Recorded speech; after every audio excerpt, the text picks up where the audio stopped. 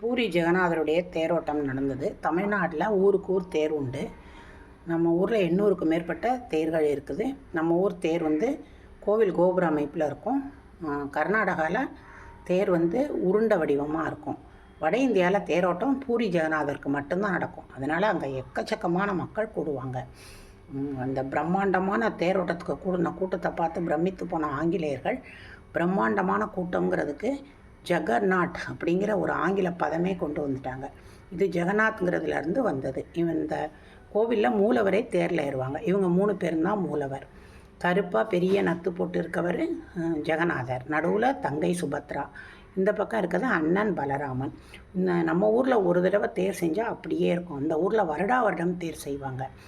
பலராமருடைய தேர் ஜெகநாதருடைய தேர் 45 அடி உயரம், பலராமர் 44, சுபத்ரா 43.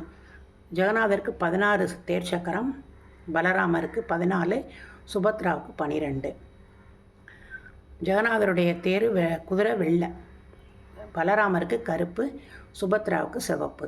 மேலே போத்திருக்க துணி சிவப்பும் மஞ்சளும் ஜெகநாதருக்கு, சிவப்பும் பச்சையும் பலராமருக்கு, சிவப்பும் கருப்பும் சுபத்ரைக்கு. தேர் ஓடுற தூரம் 3 கிலோமீட்டர் தான். மூலவரை தேரில் ஏறுவாங்க. அதனால் விழா ரொம்ப சிறப்பாக இருக்கும்.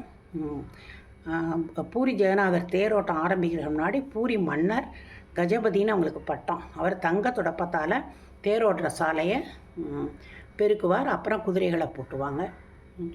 மூலவரே வர்றதுனால 3 நாளும் 9 நாள் நடக்கும் இந்த திருவிழா. ஒரு கோவிலில் போய் அவங்க 5 நாள் இருப்பாங்க. திரும்பி வர்ற வழியில் அத்தை குந்தி தேவி வீட்டில் தங்கி இருந்துட்டு திரும்பி வருவாங்க.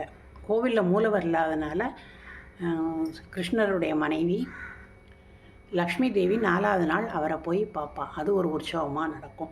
மிக பிரம்மாண்டமான இந்த தேரோட்டம் நேற்று நடந்தது. ஜெகநாதர், பலராமர், சுபத்ரா.